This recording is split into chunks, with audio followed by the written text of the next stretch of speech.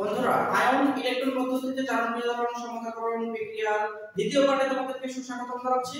আজকে আমরা আরো একটা নতুন বিক্রিয়া নিয়ে আলোচনা করব, যেখানে পটাশিয়াম ডাইক্রোমেট, ফেরাস সালফেট এবং সালফিউরিক অ্যাসিডের বিক্রিয়ায় যে প্রোডাক্টগুলো উৎপন্ন হবে সেগুলো কি কি সেটা নিয়ে আমরা ডিসকাস করব, এবং এই বিক্রিয়ায় কোন বিক্রিয়ক কত মোল বিক্রিয়া করবে এবং কোন উৎপাদ কত মোল উৎপন্ন হবে বিক্রিয়ার শেষে আমরা জেনে যাব।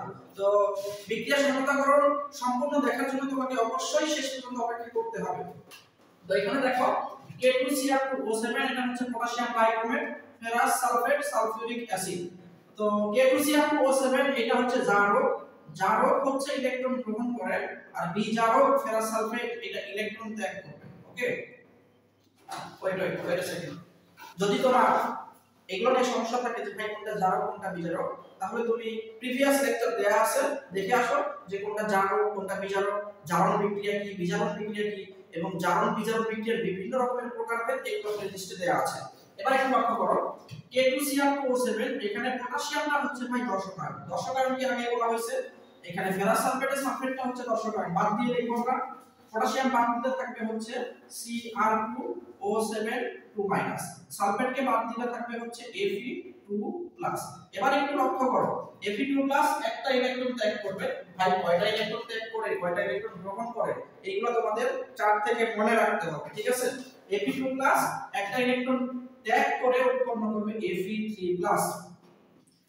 Cr2O7 2-, Cr2O7 2-, এটা হচ্ছে ভাই তোমার অম্লীয় মাধ্যমে 6টা ইলেকট্রন গ্রহণ করবে, 6টা ইলেকট্রন গ্রহণ করে উৎপন্ন করবে 2টা ক্রোমিয়াম 3+। এটা মনে রাখতেই হবে, ঠিক আছে? এবার চলো আমরা একটু জারণ অর্ধ বিক্রিয়া লিখি।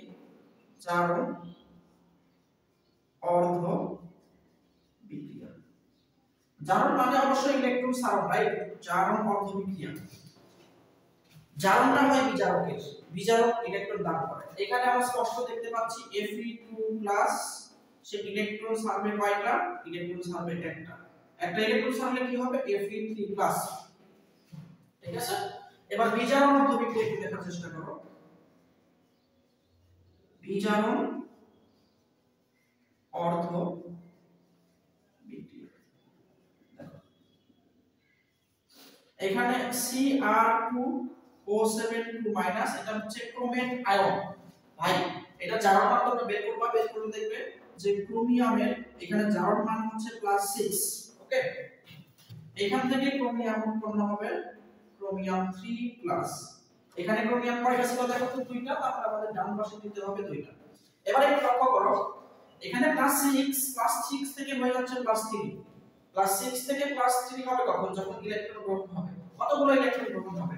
আগে ছিল +6, এখন হলো +3, তাহলে ইলেকট্রন গ্রহণ হবে 3টা। একটা ক্রোমিয়াম যদি 3টা ইলেকট্রন গ্রহণ করে, ক্রোমিয়াম এখানে কয়টা আছে? 2টা।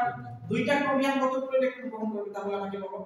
একটা ক্রোমিয়াম ইলেকট্রন গ্রহণ করছে 3টা, 2টা ক্রোমিয়াম ইলেকট্রন গ্রহণ করবে কয়টা? 6টা, রাইট?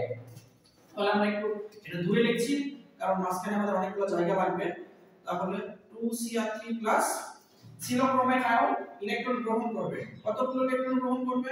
6টা ইলেকট্রন গ্রহণ করবে। 6টা ইলেকট্রন গ্রহণ করার পরে কি হয়েছে? 2টা ক্রোমিয়াম 3+। এবার জারণ ও বিজারণ বিক্রিয়া সমতাকরণ করার জন্য তোমাকে বলা হয়েছিল হাইড্রোজেন অক্সিজেন বাদ দিয়ে অন্য যেসব অ্যাটম থাকবে সেগুলো সমতাকরণ করতে। চলো একটু দেখি। এখানে Fe2+, এই পাশে আছে Fe3+। ভাই চার্জ নিয়ে চিন্তা করিও না, এখানে আছে লোহা একটা, এই পাশে আছে লোহা একটা, সমতা করার প্রয়োজন আছে না? নিচের দিকে দিয়ে চলে আসো, এখানে ক্রোমিয়াম আছে 2টা, এখানেও ক্রোমিয়াম আছে 2টা। ওয়েট আ সেকেন্ড, তোমাদের কোথায় সমস্যা হয়? অনেকেই ভাবে এখানে হলো ক্রোমিয়াম আছে হলো 3 × 2 না, এই 3টা হচ্ছে প্লাস চার্জ নিয়ে আমরা চিন্তা করব না। ক্রোমিয়াম কয়টা আছে এটা ডিটারমাইন করবে সামনের সংখ্যাটা। এখানে সামনে 2 আছে, তাহলে ক্রোমিয়াম 2টা। ক্লিয়ার হইছো? আচ্ছা, এবার একটু খেয়াল করো, আমাদের বাম পাশে অক্সিজেন আছে 7টা। ভাই একটু লিখে রাখি, বাম পাশে অক্সিজেন আছে 7টা। ভাই ডান পাশে কোনোই অক্সিজেন নাই, তাহলে কি করতে হবে বলছিলাম? অক্সিজেন সমাধান করার জন্য আমরা পানি দিব। যেই পাশে অক্সিজেন কম ওই পাশে পানি দিব। কতগুলো পানি? যতগুলো অক্সিজেন কম আছে। এই পাশে ভাই রয়েছে 7টা অক্সিজেন, এই পাশে কোনো অক্সিজেন নাই, তাহলে এই পাশে আমরা কি দিব? পানি, 7 অণু পানি। এবার যে রেজাল্টটা হইছে, তোমার পানি দেওয়া হয়েছে ভাই অক্সিজেন সমতাকরণ করার জন্য, পানি দেওয়া হয়েছে অক্সিজেন সমতাকরণ করার জন্য, কিন্তু এখানে তুমি অক্সিজেন শুধু সমতা করতে গিয়ে শব্দগুলো 14টা H+ অতিরিক্ত দিয়ে ফেলছো। এই পাশে ভাই চেক দিয়ে দেখো কত H+ নাই। তুমি অক্সিজেন সমতা করার জন্য এই পাশে দিলা পানি, 7 অণু পানি থেকে 7টা অক্সিজেন আসছে, ভালো কথা। কিন্তু এখানে শব্দগুলো 14টা H+ অতিরিক্ত দিয়ে ফেলছো, এই পাশে কোনো H+ নাই। তো H+ সমতাকরণ করার জন্য কি করতে হবে? যেই পাশে পানি দিলা তার বিপরীত পাশে H+ কতগুলো H+? যতগুলো পানি দিছো তার দ্বিগুণ সংখ্যক H+। পানি দেওয়া হয়েছে 7 অণু, তাহলে এই পাশে H+ থাকবে হচ্ছে 14টা H+। হাইড্রোজেন অক্সিজেন সকল অ্যাটম সমতা হয়ে গেছে, এখন তোমাকে ইলেকট্রন সমতাকরণ নিয়ে চিন্তা করতে হবে। একটু লক্ষ্য করো, এখানে ইলেকট্রন ত্যাগ হয়েছে একটা, এখানে ইলেকট্রন গ্রহণ হয়েছে 6টা। এটা কখনো হইতে পারে না, আমি আবার বলছি। ইলেকট্রন একজন বলল আমি ইলেকট্রন ত্যাগ করছি একটা, অন্য অ্যাটম বা অন্য মূলক বলছে আমি ইলেকট্রন গ্রহণ করছি 6টা। এটা কখনো হইতে পারে না। ধরো আমি এখান থেকে মার্কার ফেলে দিলাম একটা, কেউ একজন বলল আমি মার্কার পাইছি 6টা। এটা কখনোই হতে পারে না। আমি যদি 6টা মার্কার ফেলি তবেই সেই 6টা মার্কার পাবে। একটু লক্ষ্য করো, তাহলে ইলেকট্রন ব্যালেন্স হয় না। একটা ইলেকট্রন ত্যাগ হয়েছে আর এই হচ্ছে 6টা ইলেকট্রন গ্রহণ। তো ইলেকট্রন ব্যালেন্স করার জন্য কি করতে হবে? উপরের ইলেকট্রন সংখ্যা দ্বারা নিচের সম্পূর্ণ সমীকরণকে গুণ, নিচের ইলেকট্রন সংখ্যা দ্বারা উপরের সম্পূর্ণ সমীকরণকে আমরা গুণ করে দেব। তো নিচে ইলেকট্রন সংখ্যা জানি কত? 6। এই 6 দ্বারা উপরের সমস্ত সমীকরণকে আমরা গুণ করে দিই। 6Fe2+ 6টা ইলেকট্রন ত্যাগ করছে, 6টা ইলেকট্রন ত্যাগ করে Fe3+ উৎপন্ন করছে 6টা। এবার সবকিছু ব্যালেন্সড হয়ে গেছে। এবার তোমাদের কাজ হচ্ছে দুইটা সমীকরণ যোগ করে লিখবা। দুইটা সমীকরণ যোগ করে লিখি চলো। 6Fe2+ 6টা ইলেকট্রন ভ্যানিশ, Cr2O7 প্লাস 14টা H প্লাস তীর চিহ্ন, ডান পাশে কি আছে দেখো 6Fe3+ প্লাস 2টা ক্রোমিয়াম 3+ প্লাস 7 অণু পানি। এবার তোমাদের কাজ থাকবে হচ্ছে দর্শক আয়ন ফেরত আনতে। দর্শক আয়ন কি ছিল একটু চেক করো তো। 6Fe2+ Fe2+ এর সাথে এখানে দর্শক আয়ন কি ছিল দেখো সালফেট, তাহলে ফেরত আনি 6FeSO4 প্লাস Cr2O7 এর সাথে দর্শক আয়ন কি ছিল K2, তাহলে ফেরত আনো K2Cr2O7 প্লাস এই যে H+ এর সাপ্লাই কে দিয়েছে একটু চিন্তা করে বলো তো আমাকে। এই রিঅ্যাকশনে H+ এর সাপ্লাই দিবে ডেফিনেটলি আছে। সালফিউরিক অ্যাসিড আছে, একটা সালফিউরিক অ্যাসিড থেকে H+ আসে কয়টা? দুইটা। H+ এখানে লাগবে কয়টা? 14টা।